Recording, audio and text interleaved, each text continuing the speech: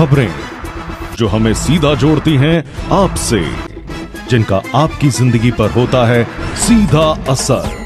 खबर का मतलब है एक भरोसा, और आपका भरोसा है हमारी जिम्मेदारी। ATL टीवी, भरोसा अलवर का। नमस्कार, आप देख रहे हैं ATL न्यूज और आपके साथ मैं हूं रविंद्र तिवारी। पेश है आज की हेडलाइंस।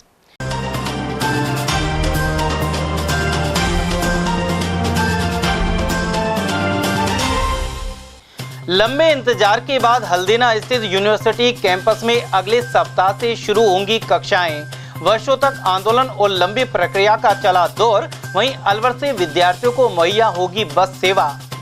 गणपति महोत्सव का हुआ शुभारंभ। अभय समाज और अपना घर शालीमार में हो रहे आयोजन ATL टीवी कर रहा प्रसारण। बिना लाइसेंस के चलते ई-रिक्शे हुए जब्त, शहर में चलाया विशेष चेकिंग अभियान। और अलवर कलेक्टर बदलने के बाद अब बदले कई RAS। प्रदेश सरकार ने प्रशासनिक महकमे में किया व्यापक फेरबदल। और अब जानते हैं खबरों को विस्तार से। लंबे इंतजार के बाद राजर्षि भर्तृहरि मत्स्य विश्वविद्यालय की कक्षाएं अगले सप्ताह हल्दीना के नए कैंपस में शुरू हो जाएंगी। इसके अलावा विश्वविद्यालय के इस परिसर में नए क्लासरूम बनाए गए हैं, साथ ही प्रोफेसरों की नियुक्ति की जा रही है। सब रजिस्ट्रार आशुतोष शर्मा ने बताया कि फिलहाल 5 विषयों की कक्षाएं लगाई जाएंगी। वहीं अलवर से करीब 20 किलोमीटर दूर स्थित हल्दीना तक विद्यार्थियों के लिए बस सेवा भी उपलब्ध कराई जा रही है। ऐसे में छात्र छात्राओं को वहां पहुंचने में आसानी होगी। आशुतोष शर्मा के अनुसार यूनिवर्सिटी तक अच्छी सड़क भी बन चुकी है। वहीं शीघ्र ही नए परिसर में नियमित पढ़ाई आरंभ होने जा रही है। 5 विषयों में जो हमें कक्षाएं संचालित करनी होती है मत्स्य विश्वविद्यालय में, जिसकी स्वीकृति मिली हुई है, जो चल रही है, तो उसकी हमने विद्या संबल के तहत फैकल्टीज रख ली हैं और आगामी 2 से 3 दिवस के अंदर हम कक्षाएं को सुचारू रूप से वहाँ पे हल्दीना स्थित परिसर में सुचारू रूप से संचालित कर देंगे। रही बात परमानेंट प्रोफेसर्स की, जो आप कह रहे हैं फैकल्टीज़ की, तो उसकी प्रक्रियाधीन है और उसका भी स्क्रूटनी का काम बचा है। अभी एक्सपर्ट पैनल हमने अपने बॉडीज़ में लिए हैं, तो जैसे ही वो पूरी प्रक्रिया हो जाती है तो आगामी नियमानुसार आगामी कार्रवाई की जाएगी। सर, कितने भर्ती कर रहे हैं, कितने हैं, मतलब कंप्लीट कब तक हो जाएगा? इसमें थोड़ा समय लगता है क्योंकि इसमें अभी हमारे पास हमारी बॉडीज़ में एक्सपर्ट के नाम जाएंगे, फिर वो RPSC से थ्रू अप्रूव होंगे, फिर वहाँ से आएंगे, फिर स्क्रूटनी होएगी, स्क्रूटनी के लिए कमेटी बनेगी, फिर हमको देखना पड़ेगा हमारे पास कितनी एप्लीकेशंस आई हैं। तो एप्लीकेशंस जितनी आई हैं तो फिर रिटन टेस्ट भी कंडक्ट कराना पड़ सकता है। तो इससे थोड़ा एक प्रोसेस है जिसमें थोड़ा समय लग सकता है। सर, कौन कौन सी कक्षाएँ शुरू की जा रही हैं? विषय हमारे पास 5 विषय हैं: अंग्रेजी साहित्य, पॉलिटिकल साइंस, हिस्ट्री, ज्योग्राफी और मैथमेटिक्स। तो सर, मतलब कौन कौन सी कक्षाएँ हैं? वो तो गेस्ट फैकल्टीज, BA और MA 2 सब्जेक्ट? नहीं, PG है सिर्फ। PG है सर, पोस्ट ग्रेजुएशन स्नातकोत्तर चल रही है। तो सर इसमें करीबन कितने विद्यार्थी होंगे सर? लगभग अभी हमारे पास जो एडमिशन हुए लगभग 250 के करीब हमारे पास संख्या है और फाइनल के अलग है जो पास हो। तो सर अगले सप्ताह से इनकी क्लास शुरू हो जाएगी? क्लास संपूर्ण तैयारी होगी सर? संपूर्ण तैयारी होंगी। हमारे पास बस आ गई है, हम बस की भी सुविधा उपलब्ध कराएंगे बच्चों को। इस बार यहाँ से परिसर से हल्दीना परिसर जाने तक की सुविधा बच्चों को हमारे पास उपलब्ध है। यदि कोई बच्चा लेना चाहता है तो ले। गौरतलब है कि अलवर में यूनिवर्सिटी स्थापना को लेकर दशकों तक आंदोलन एवं गतिविधियां चली। हल्दीना में जगह चिन्हित होने एवं निर्माण की लंबी प्रक्रिया के बाद अब जाकर कक्षाएं शुरू होने जा रही हैं। अब तक यह यूनिवर्सिटी कला कॉलेज से परिसर से जुड़े पुराने भवन में किसी तरह संचालित की जा रही थी। ओम वक्र तुंडन महाकाय सूर्य कोटि संप्रभ है, निर्विघ्नं कुरु मे देवम सर्व कार्येषु सर्वदा। गणपति महोत्सव समिति की ओर से अभय समाज में 24वां 5 दिवसीय गणपति महोत्सव शनिवार से शुरू हो गया। यह आयोजन 11 सितंबर तक होगा। वहीं एटीएल पर सीधा प्रसारण किया जाएगा। गणपति महोत्सव का शुभारंभ गणेश जी की अखंड ज्योत और कलश यात्रा से हुआ। श्रद्धालु महिलाएं बैंड बाजे के साथ होप सर्कल स्थित गणेश जी मंदिर से कलश लेकर राजर्षि अभय समाज पहुंची। यहां गणेश जी की प्रतिमा को विराजित कर महाअभिषेक किया गया और प्रसाद वितरण हुआ। समिति अध्यक्ष अविनाश गुप्ता ने बताया कि प्रतिदिन गणेश जी की महाआरती और सांस्कृतिक कार्यक्रम का आयोजन किया जाएगा। 11 सितंबर को गणेश जी की शोभा यात्रा शहर के मुख्य मार्गों से होते हुए जयसमंद बांध पहुंचेगी। यहाँ गणेश जी की प्रतिमा को विसर्जित किया जाएगा। हम ये गणपति महोत्सव आयोजित कर रहे हैं, जिसमें सुबह 8 बजे लाल दरवाजे गणेश मंदिर से कलश यात्रा निकाली गई और उसके बाद बाजारों में से होती हुई यहाँ राजर्षि अभय समाज पर पधारी है कलश यात्रा। और अब गणेश जी की पूजा हो रही है और महाअभिषेक होगा। उसके बाद भंडारा होगा और शाम को महाआरती होगी और उसके बाद सांस्कृतिक प्रोग्राम किए जाएंगे। वहीं समिति के महामंत्री रवि गर्ग ने भी आयोजन की जानकारी दी। उन्होंने बताया कि रोजाना विशेष पूजन एवं दिन में महिलाओं द्वारा भजन सत्संग सहित शाम को 5100 मोदकों के साथ गणेश जी की महाआरती होगी। साथ ही भक्तिपूर्ण सांस्कृतिक कार्यक्रम आयोजित किए जाएंगे। श्री गणपति महोत्सव समिति द्वारा आयोजित श्री गणेश जी का महोत्सव का ये 24वां वर्ष है। इस वर्ष रंगारंग कार्यक्रम होंगे और सवेरे आज ज्योति लाल गेट से लाई गई गणेश जी के मंदिर से, जिसमें कि 301 महिलाओं ने कलश यात्रा में भाग लिया और बैंड बाजे के साथ ज्योति राजर्षि अभय समाज लाई गई। अब इसके बाद यहाँ पर 5 जोड़ों के द्वारा पूजन होगा, जो कि नित्यक्रम यह है कि 5 दिन तक 5 जोड़ों के द्वारा ये गणेश जी का पूजन होता है। दोपहर में महिला भक्ति संगीत का कार्यक्रम होगा और शाम को 5100 मोदकों का भोग गणेश जी के आगे लगाया जाएगा और सांस्कृतिक कार्यक्रम होंगे। 5 दिन का यही कार्यक्रम रहेगा और अंतिम दिन शोभा यात्रा के द्वारा गणेश जी की पूरे शहर में शोभा यात्रा निकालते हुए और जयसमंद में विसर्जन के लिए छोटी छोटी मूर्तियां जो कि मिट्टी की बनी हुई हैं और वातावरण के पर्यावरण के हिसाब से मिट्टी की बनी हुई है, उसी हिसाब से अनुकूल है और पानी में शीघ्र घुलने वाली है, उनका हम विसर्जन करेंगे छोटी छोटी मूर्तियां। और जो हमारे पीतल वाले जो गणेश जी हैं, हम सदा इन्हीं की पूजा करते रहे हैं और इनको हम जयसमंद में विसर्जन वाले पानी के छींटे देके अपने यहाँ वापस स्थापित कर देंगे। गणपति महोत्सव में मीडिया का हमेशा सहयोग रहा है, हम उनके लिए कृतार्थ हैं। धन्यवाद। श्री गणेश महोत्सव समिति एवं अपना घर शालीमार की ओर से चतुर्थ श्री गणेश महोत्सव कार्यक्रम का आयोजन किया जा रहा है। इसी क्रम में शनिवार सुबह गणेश पूजा हुई और उसके बाद कलश यात्रा एवं झांकी का आयोजन किया गया। महिलाओं द्वारा भजन कीर्तन सहित भजन संध्या भी संपन्न हुई। इस दौरान अंकित और साथियों द्वारा भजन प्रस्तुत किए गए। 3 दिवसीय आयोजन में 8 सितंबर को सांस्कृतिक कार्यक्रम होंगे और पुरस्कार वितरित किए जाएंगे। 9 सितंबर को सुबह 7 बजे पूजा अर्चना, 9 से 11 बजे तक सम्मान समारोह और इसके बाद महिलाओं द्वारा डांडिया होगा। दोपहर 1 बजे संगीत कार्यक्रम और 2:30 बजे गणेश जी का विसर्जन किया जाएगा। साथ ही शाम को 5:30 बजे विशाल भंडारे का आयोजन होगा। इस महोत्सव का एटीएल टीवी पर प्रसारण किया जा रहा है। अलवर शहर में ई रिक्शों पर यातायात व्यवस्था को प्रभावित करने के आरोप लगते रहे हैं। वहीं परिवहन विभाग की ओर से शनिवार को अवकाश के दिन भी सघन चेकिंग अभियान चलाया गया। इस दौरान गायत्री मंदिर रोड, पुलिस लाइन, विवेकानंद चौक और बस स्टैंड के समीप करीब आधा दर्जन ई रिक्शा जब्त किए गए। इनके पास लाइसेंस और जरूरी दस्तावेज नहीं थे। इन ई रिक्शों को जब्त कर पुलिस लाइन में भेज दिया गया है। इसके अलावा अनेक ई रिक्शाओं पर चालान ठोके गए हैं। इस कार्रवाई के चलते खलबली मच गई। प्रदेश सरकार ने आईएएस के बाद आरएएस के भी बड़े पैमाने पर तबादले किए हैं। गौरतलब है कि इससे पहले अलवर कलेक्टर के रूप में खैरतल तिजारा कलेक्टर अर्तिका शुक्ला को लगाया जा चुका है। वहीं आरएएस की सूची में कुछ पुराने अफसरों को वापस अलवर लाया गया है। अलवर एडीएम प्रथम के पद पर संजू शर्मा और एडीएम द्वितीय योगेश डागुर को लगाया गया है। वहीं सोहन सिंह नरूका यूआईटी में विशेषाधिकारी होंगे। शुक्रवार शाम को जारी तबादला सूची में श्याम सुंदर चेतीवाल कठुमर एसडीएम, सुनीता यादव सहायक कलेक्टर रामगढ़ एवं विनीता स्वामी उपखंड अधिकारी गोंदगढ़ होंगे। रामस्वरूप चौहान को जिला परिषद के सीईओ एवं संजय गोयल डीआईजी स्टाम्प लगाया गया है।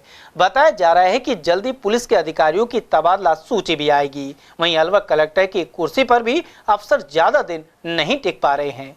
8 महीने बाद फिर कलेक्टर आशीष गुप्ता को बदल दिया गया। अब नई कलेक्टर अर्तिका शुक्ला होंगी, जिनको खैरतल तिजारा से अलवर भेजा है। वहीं खैरतल तिजारा में किशोर कुमार को कलेक्टर लगाया गया है। पिछले 11 महीने में अलवर में 4 कलेक्टर बदल चुके हैं। विधानसभा चुनाव के बीच में कलेक्टर पुखराज सेन को चुनाव आयोग ने बदल दिया था। अर्तिका शुक्ला अलवर में यूआईटी सचिव भी रह चुकी हैं।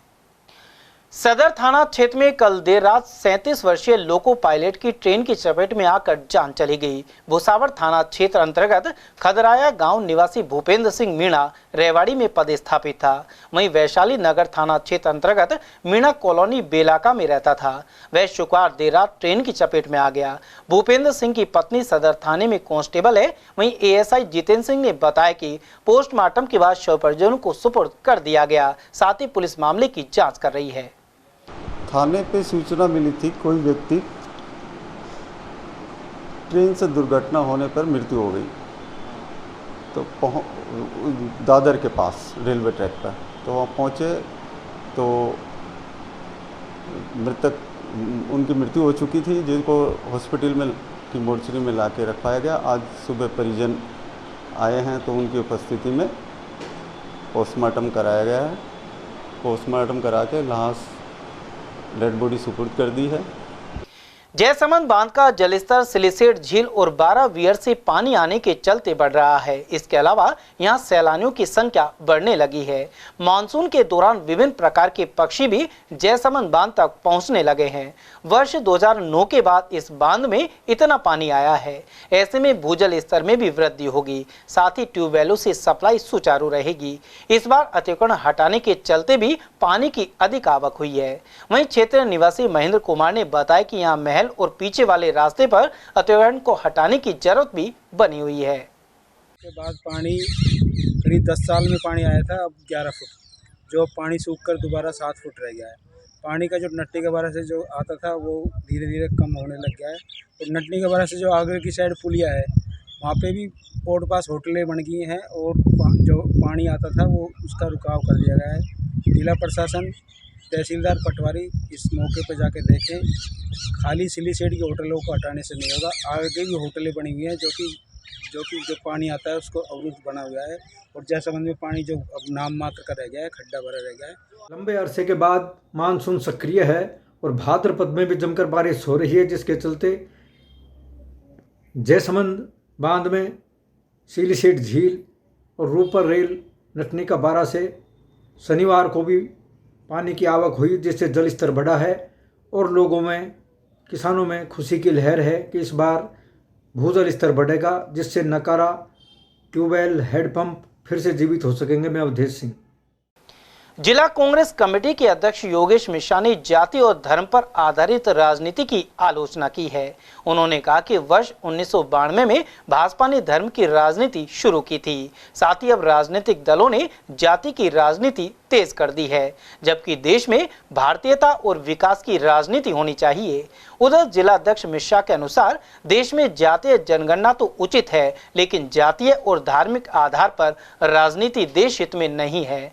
वर्तमान में ऐसी राजनीति समाप्त कर प्रेम, शांति और सद्भाव का वातावरण बनाने की आवश्यकता है। इस काम के लिए राहुल गांधी मोहब्बत की दुकान लेकर नफरत के बाजार में आए हैं।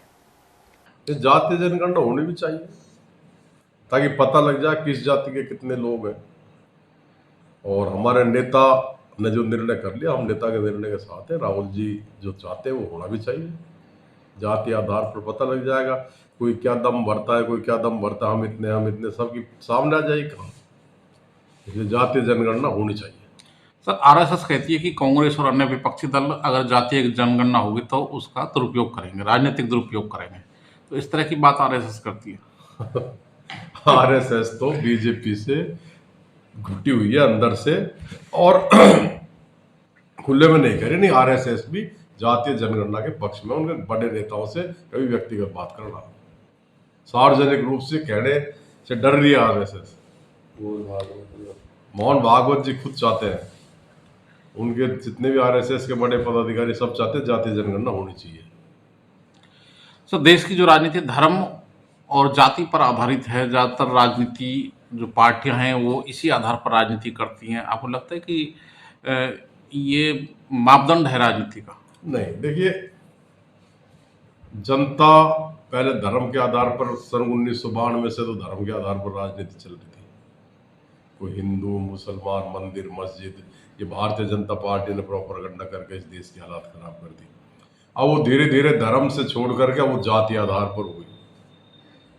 आगे भविष्य में क्या होगा, लेकिन ये सब गलत है। संविधान में हिंदू, मुस्लिम, सिख, ईसाई सबको समान इस देश में रहने का अधिकार है, सबको चुनाव लड़ने का अधिकार है, सबको मताधिकार का प्रयोग करने का अधिकार है। इसलिए जाति आधार पर या धर्म के आधार पर राजनीति नहीं करनी चाहिए, भारतीय बनकर राजनीति करनी चाहिए। तो जिस तरह से गाड़ी के चार पहिए, आपको लगता है कि जो देश में चार बड़े धर्म है, हिंदू, मुस्लिम, सिख, ईसाई, ये गाड़ी के चार पहियों की तरह है, और इसमें से अगर एक पहिया भी हटा दिया जाए तो जिस तरह से गाड़ी नहीं चल सकती उसी तरह भारत देश भी नहीं चल सकता? बिल्कुल सही बात है। गाड़ी के चार पहिए, चारों पहियों में अगर हवा सही रहेगी, उनका बैलेंस सही रहेगा तो गाड़ी अच्छी चलेगी, स्पीड से भी चलेगी। कहीं ब्रेक लगाना पड़ा तो रुक भी जाएगी। एक पहिया पंचर होगा, तीन पहिए पर आप गाड़ी चलाओगे तो एक्सीडेंट होने का खतरा भी रहेगा। इसलिए इस देश में सर्वधर्म समभाव का देश है। हिंदू, मुस्लिम, सिख, ईसाई सबको सद्भावना से रहना चाहिए, आपसी भाईचारे से रहना चाहिए। और जो लोग वोटों की राजनीति करके जातिवाद करते हैं या धर्म के एक दूसरे के प्रति दुर्भावना पैदा करते हैं, ऐसे लोगों से सतर्क भी रहना चाहिए।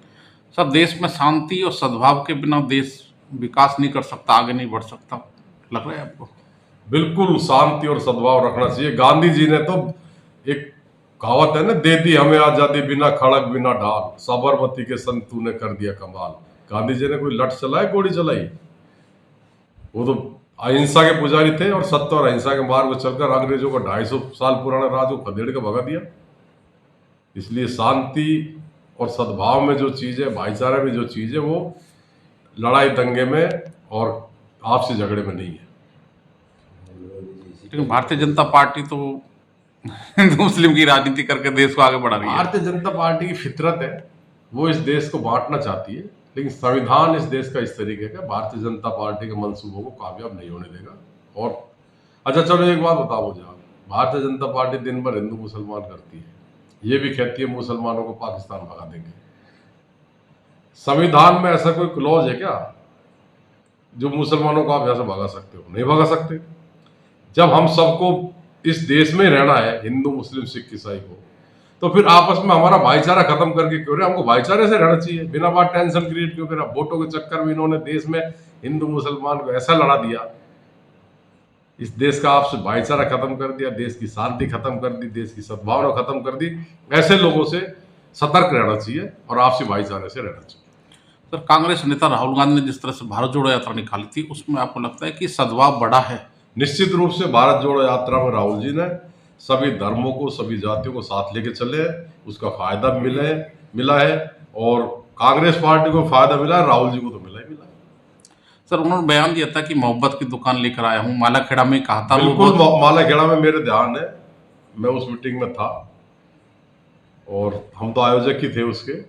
उन्होंने कहा कि मैं नफरत के बाजार में मोहब्बत की दुकान खोल रहा हूँ। और राहुल जी तो मोहब्बत ही बांट रहे हैं, भाईचारे का संदेश दे रहे हैं, और जो लोग विघटनकारी ताकत देश को तोड़ने में तुल रही है, उनका विरोध कर रहे हैं और करते रहेंगे। यादव सभा अलवर शहर की ओर से पुलिस लाइन के समीप स्थित श्री राधा कृष्ण मंदिर में शिव परिवार प्राण प्रतिष्ठा हो रही है। शनिवार को पूजा अर्चना के बाद प्रभात फेरी निकली एवं महिलाओं द्वारा बैंड बाजे के साथ भव्य कलश यात्रा निकाली गई।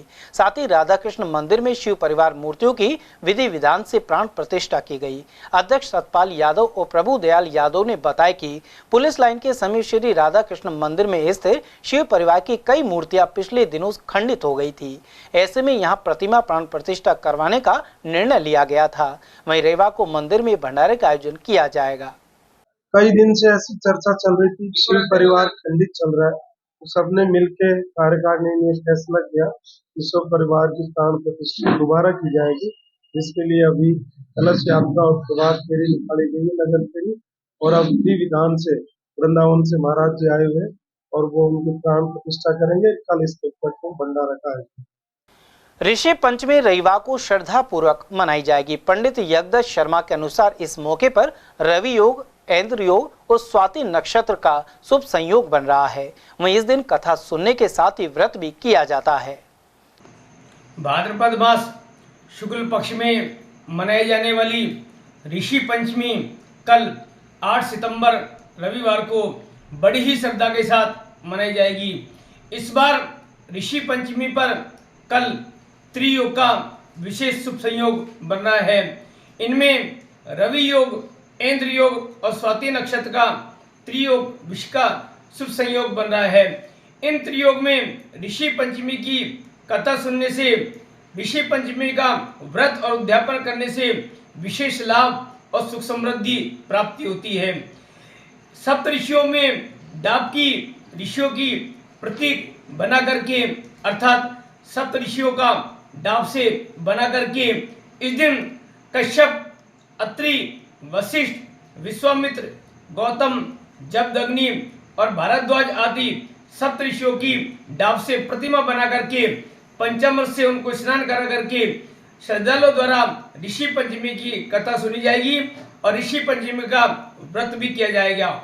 बहुत से श्रद्धालुओं द्वारा इस दिन ऋषि पंचमी का उद्यापन करके सुख समृद्धि और परिवार में खुशहाली का वरदान प्राप्त किया जाएगा। शास्त्रों यह भी मान्यता है कि इस दिन गंगा स्नान करने से सभी प्रकार के पापों से मुक्ति प्राप्त होती है और सप्त ऋषियों का विशेष आशीर्वाद प्राप्त होता है। यदि किसी कारणवश गंगा में स्नान संभव नहीं हो तो घर में स्नान करके घर के जल में गंगा जल मिश्रित करके स्नान करने से भी विशेष पुण्य की प्राप्ति होती है। इसलिए भाद्रपद मास शुक्ल पक्ष में मनाई जाने वाली ऋषि पंचमी का शास्त्रों में विशेष महत्व माना गया है। एलपीएस विकास संस्थान द्वारा जंगलों और वन्य जीव संरक्षण को लेकर कार्य चल रहा है। प्रकृति प्रेमी राम भरोसे मीणा ने बताया कि बिगड़ते पर्यावरणीय हालातों और प्रदूषण के चलते पक्षियों के आवास उजड़ रहे हैं। एक प्रजाति विशेष विलुप्त होने से पूरा इकोलॉजिकल सिस्टम डगमगाने लगता है। इसी वजह से राम भरोसे मीणा ने संस्थान प्रांगण में चिड़ियाओं के लिए 21 घोंसले लगाए हैं। यह है दोस्तों चिड़िया का घर। ये चिड़िया का घर बनाया हूँ मैं और आप भी बना सकते हैं। आज मैंने बहुत सारे चिड़िया के घर बनाए हैं। देखिए कितना अच्छा सुंदर आपको लग रहा होगा। मैं सभी घर आपको दिखाता हूँ। कितने, देखिए वो सामने घर है दोस्तों, ये चिड़िया का घर है। देखिए ये चिड़िया के घर हैं। आप भी बना सकते हैं। ये बिगर पैसे का सिस्टम है, आप अपने घर पर बना सकते हैं दोस्तों। देखिए कितने अच्छे ये सिस्टम है चिड़िया का घर। आप देखें चिड़िया का घर, कितना अच्छा चिड़िया का घर। देखिए दोस्तों आप भी बना सकते हैं चिड़िया का घर, बिगर पैसे का घर। और चिड़िया देगी आपको सुगंध, हमेशा आपके बारे में अच्छे विचार। दोस्तों बनाएं आप चिड़िया का घर। चिड़ियाओं को दे संरक्षण, उनके आवास के लिए बनाएं कुछ ऐसा नज़ारा जो आप देख रहे हैं। देखिए चिड़िया का ये घर दोस्तों। समाचार में वक्त हो चला एक छोटे से ब्रेक का। बने रहिए एटीएल टीवी के साथ। इतनी कड़ी मेहनत क्यों पापा? बेटा इतनी मेहनत इसीलिए ताकि सबको खाना मिल सके, किसी पे कोई मुसीबत ना आए। किसी पे मुसीबत ना आए इसलिए आप हो पापा, पर अगर आप पे मुसीबत आ गई तो? अब पाए फसल बीमा केवल 3 आसान स्टेप्स में। क्षेमा सुकृति फसल बीमा। कॉल करे और कराए 100 से भी ज्यादा फसलों की बीमा 499 रुपए प्रति एकड़ में। हमारे यहाँ अंग्रेजी व हिंदी माध्यम में साइंस, कॉमर्स और आर्ट्स के अनुभवी अध्यापक एवं अध्यापिकाओं द्वारा शिक्षण की उत्तम व्यवस्था है। विद्यालय के द्वारा विद्यार्थियों को सुसंस्कारित शिक्षा प्रदान की जा रही है। समय समय पर प्रशासन ने भी विद्यालय को सम्मानित किया है। विद्यालय में सांस्कृतिक कार्यक्रम व खेल प्रतियोगिताओं का आयोजन भी किया जाता है। विज्ञान एवं प्रौद्योगिकी विभाग द्वारा आयोजित प्रतियोगिता में छात्रा गार्गी सैनी व पलक सैनी ने प्रथम स्थान प्राप्त किया है। हाल ही में विद्यार्थी भूपेंद्र सिंह मांडिया का RAS में चयन हुआ है। हमारे यहाँ पर कमजोर विद्यार्थियों की अलग से कक्षाएं लगाकर उनकी पढ़ाई से संबंधित कमजोरी को दूर किया जाता है। प्रॉब्लम सॉल्विंग काउंटर के माध्यम से विद्यार्थियों की समस्याओं का समाधान प्रशिक्षित अध्यापकों द्वारा किया जाता है।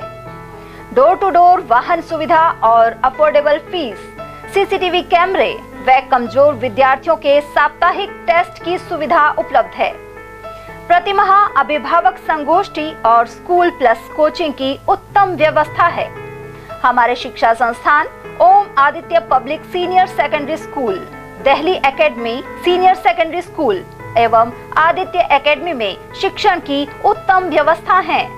अभिभावकों से निवेदन है कि उत्कृष्ट परीक्षा परिणाम प्राप्त करने के लिए एक बार विद्यालय की जानकारी लेकर अपने बच्चों को उत्तम शिक्षा दिलवाएं। आदित्य की परंपरा, सेवा, संस्कार व समर्पण। इतनी कड़ी मेहनत क्यों पापा? बेटा इतनी मेहनत इसीलिए ताकि सबको खाना मिल सके, किसी पे कोई मुसीबत ना आए। पर अगर आप पे मुसीबत आ गई तो?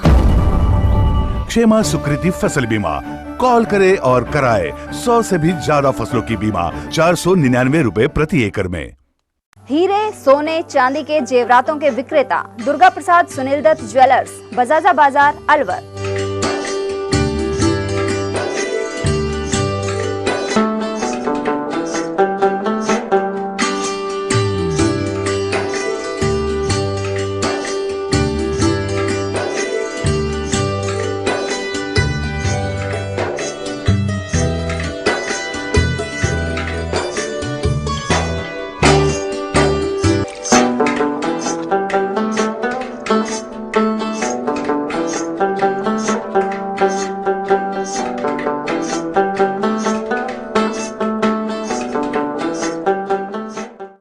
सोने चांदी के जेवरातों के विक्रेता दुर्गा प्रसाद सुनील दत्त ज्वेलर्स, बजाजा बाजार, Alwar. Phone number 0144233863 and 2338663। Furniture का 32 साल पुराना जाना माना नाम राहुल डेकोर। यहाँ आपकी लाडली बिटिया के लिए अथवा अपने घर के लिए सभी प्रकार का सागवान का फर्नीचर उपलब्ध है।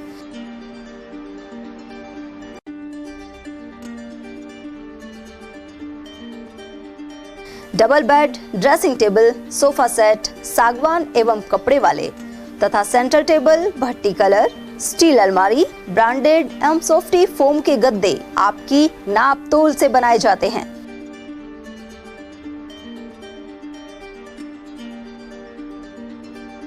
सभी सामान एक ही छत के नीचे उपलब्ध। हमारा पता है अलवर बोर्ड, जसवंत तिराहे से पहले, Kati Ghati, Alwar. Contact number 9414019769 and 9414019768।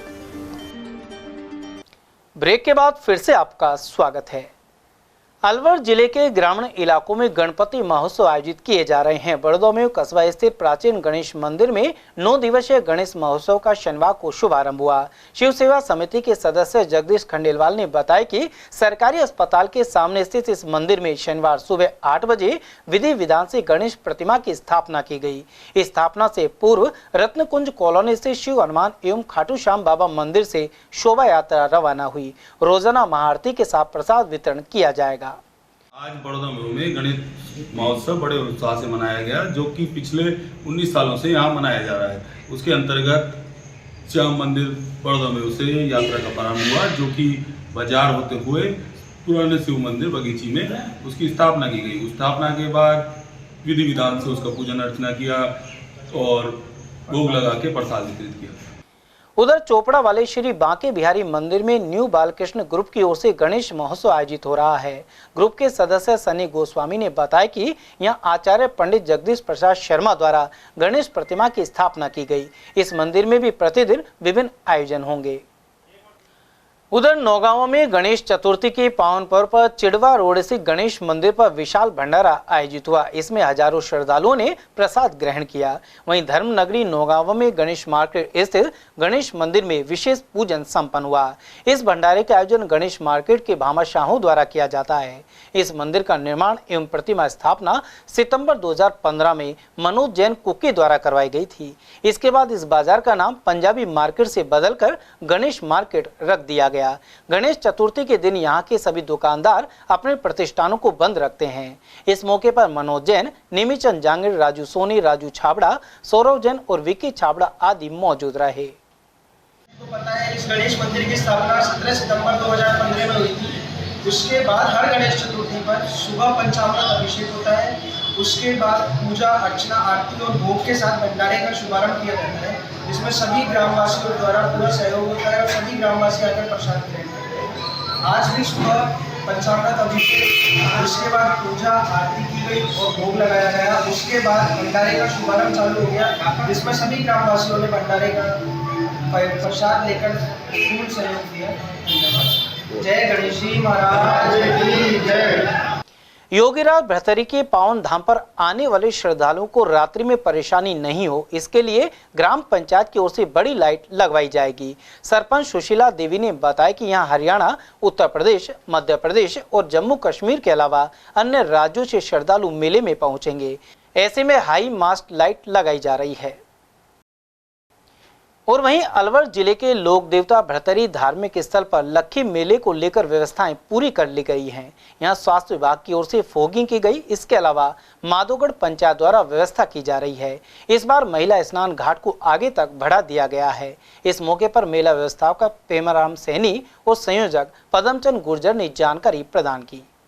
देखो जी, भरथरी बाबा का मेला मैं पद्मनाथ अध्यक्ष मंदिर बोल रहा हूँ। देखो, भरथरी बाबा का मेला 9, 10, 11 का रहेगा और श्रद्धालु तो अभी से आने चालू कर दिए। श्रद्धालु तो बाबा के 8 महीने आते रहते हैं।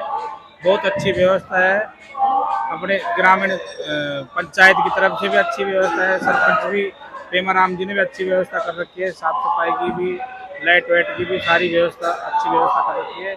और बाबा के जो श्रद्धालु आ रहे हैं वो भी अच्छी व्यवस्था से आ रहे हैं और सबकी बाबा मनोकामना पूरी करता है।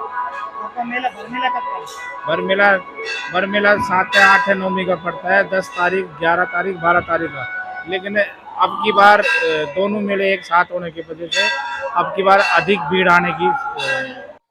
अलवर जिले के लोक देवता भरथरी धार्मिक स्थल पर मेला को लेकर पूरी तैयारी हो चुकी है और आखिरी चरण पर ये तैयारियां चल रही है। तो हम बता दें कि जो महिला स्नान घाट है, यहाँ पर पूरी सुरक्षा व्यवस्था की गई है और यहाँ पर टेंट लगाया गया है। पूरी पहले भी जो टीन शेड लगाकर यहाँ पर जो महिला स्नान घाट है इसको बिल्कुल सुरक्षित और अच्छी स्तर पर बना दिया गया था और साफ सफाई भी काफ़ी अच्छी हो चुकी है। तो यहाँ पर जो सरपंच प्रतिनिधि है पेमाराम जी है और मेला संयोजक वो पदम जी भी है और पूरन जी भी है, मेल सदस्य और महाराज जी भी है। तो हम उनसे बात कर लेते हैं कि यहाँ आखिरी चरण पर जो तैयारियां चल रही है उनको लेकर और इस बार मेले में क्या खास रहेगा। क्योंकि हम बता दें कि जो यहाँ का लाउड स्पीकर है वो काफ़ी यानी कि हम जो गंगा जी जहाँ से निकलती है बताते हैं, जहाँ अमर गंगा वहाँ तक करीब 3 किलोमीटर तक लाउड स्पीकर लगाया गया है। और अगर पंचायत भवन से बात करें तो वहाँ कम से कम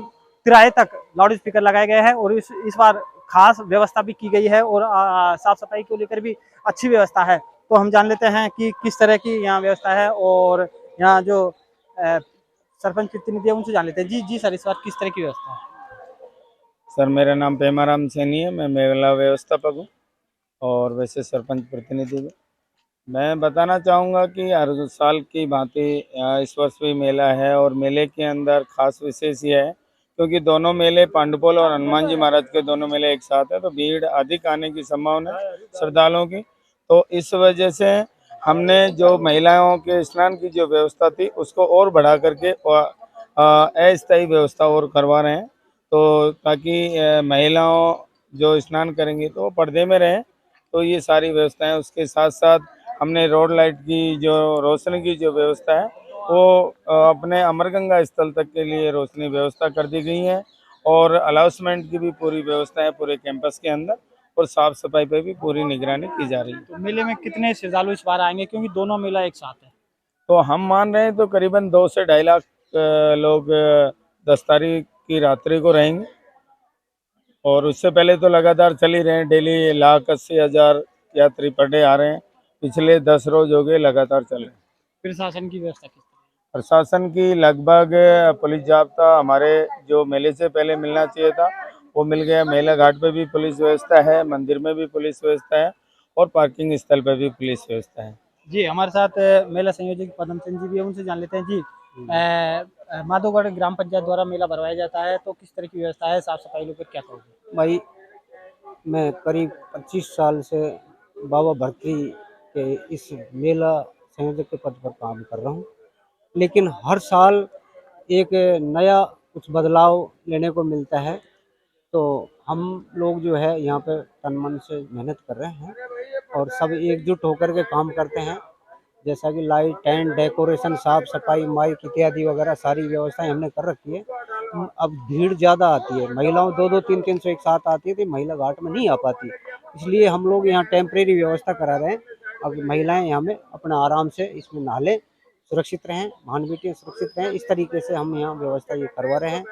बाकी जो लाउड स्पीकर का जो कार्य था कम था, अधूरा, अब यहाँ थे 2-3 किलोमीटर लगभग भर्तृहरि से भर्तृहरि मंदिर और भर्तृहरि धाम से, और वो बाबा ऊपर जो अमरगंगा निकल रही है वहाँ तक हमने माइक की व्यवस्था करवाई है, जिससे कि खोया पाया जो है, ये बच्चे, छोटे बच्चे जो गुम हो जाते हैं, उनके लिए माइक सुचारू रूप से व्यवस्थित पहुँच जाए आवाज़, और उस बच्चे को वहाँ मेला कमेटी तक पहुँचा दिया जाए और उसको हम उनके परिजनों को सौंप दें। डीजे की क्या है?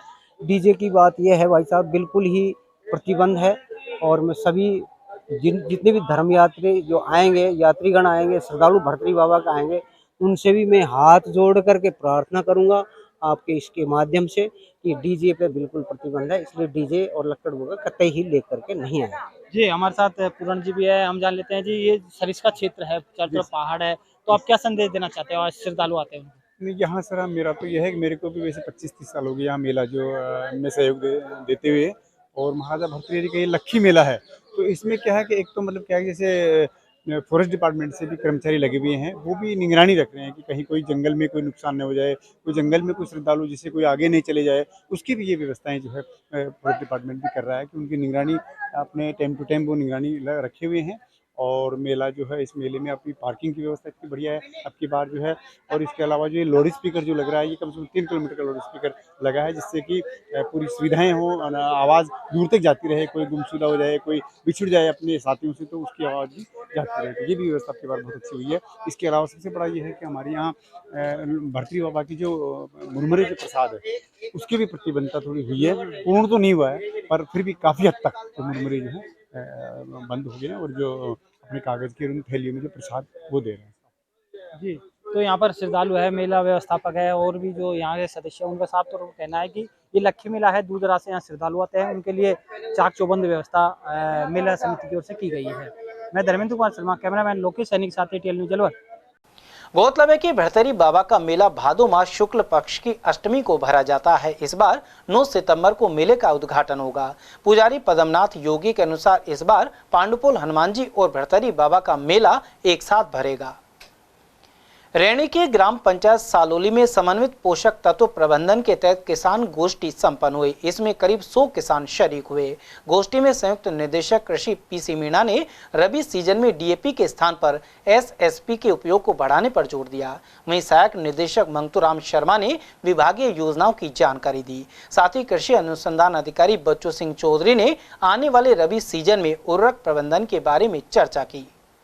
वहीं बैठक में सहायक कृषि अधिकारी नीरज मीणा, कृषि पर्यवेक्षक मंजू मीणा, सरपंच राम सिंह मीणा आदि भी शामिल हुए।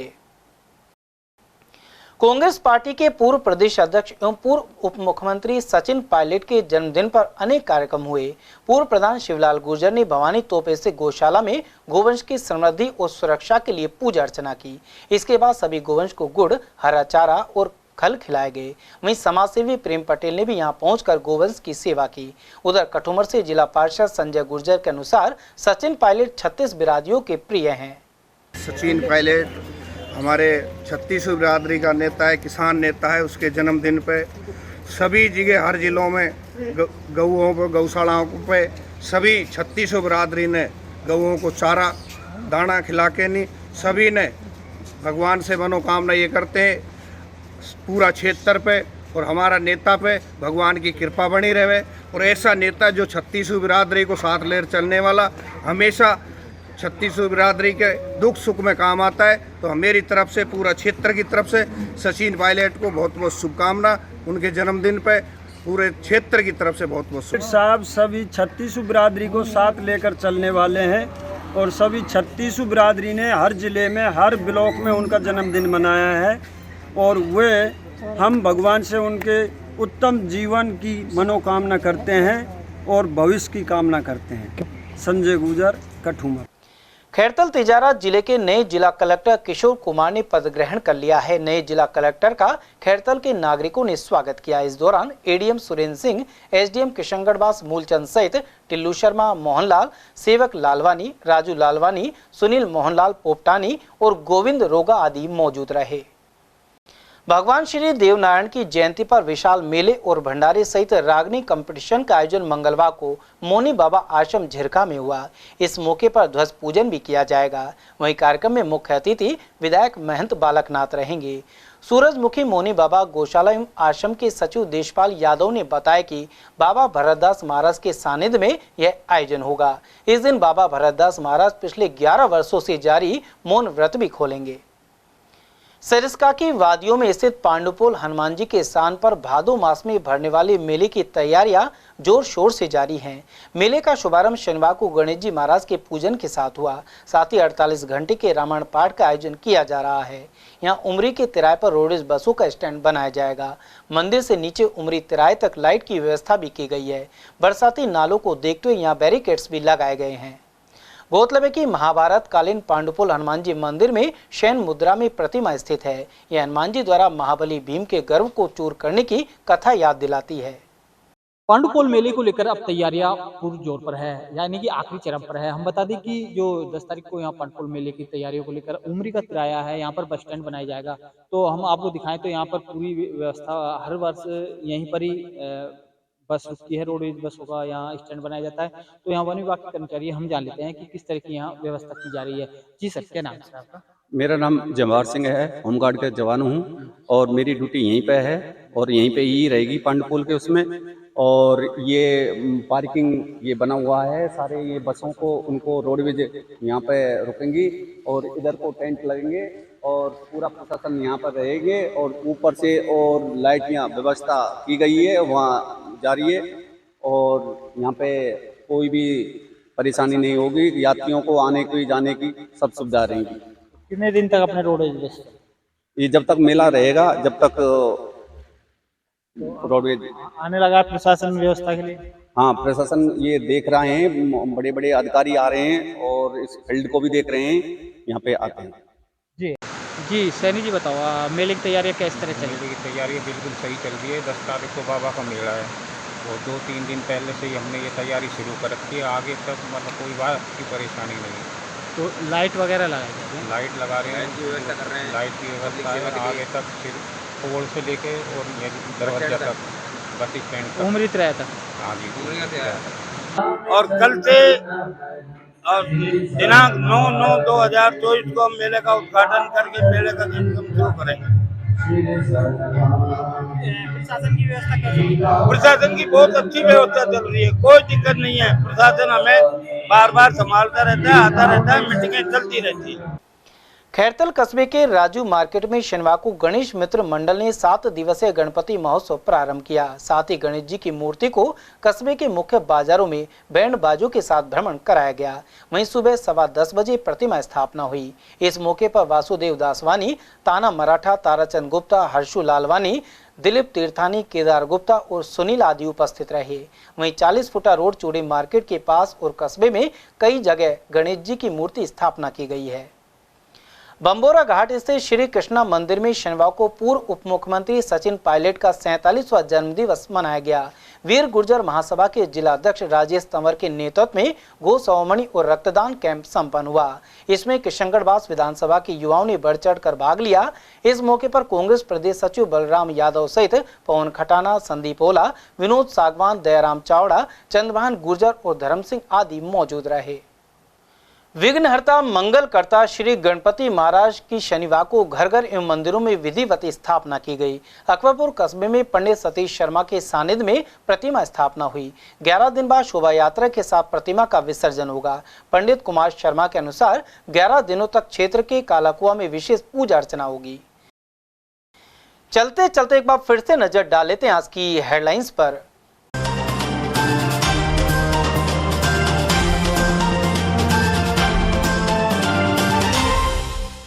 लंबे इंतजार के बाद हल्दीना स्थित यूनिवर्सिटी कैंपस में अगले सप्ताह से शुरू होंगी कक्षाएं। वर्षों तक आंदोलन और लंबी प्रक्रिया का चला दौर, वहीं अलवर से विद्यार्थियों को मुहैया होगी बस सेवा। गणपति महोत्सव का हुआ शुभारंभ। अभय समाज और अपना घर शालीमार में हो रहे आयोजन, एटीएल टीवी कर रहा प्रसारण। बिना लाइसेंस के चलते ई रिक्शे हुए जब्त, शहर में चलाया विशेष चेकिंग अभियान। और अलवर कलेक्टर बदलने के बाद अब बदले कई आरएएस। प्रदेश सरकार ने प्रशासनिक महकमे में किया व्यापक फेरबदल। समाचारों में आज के लिए बस इतना ही। दीजिए पूरी टीम के साथ रविंद्र तिवारी को इजाजत। नमस्कार।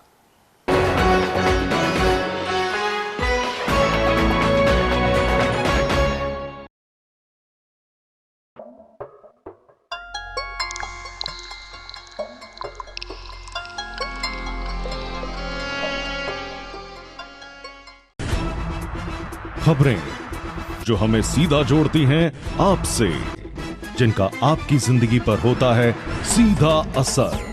खबर का मतलब है एक भरोसा, और आपका भरोसा है हमारी जिम्मेदारी। एटीएल टीवी, भरोसा अलवर का।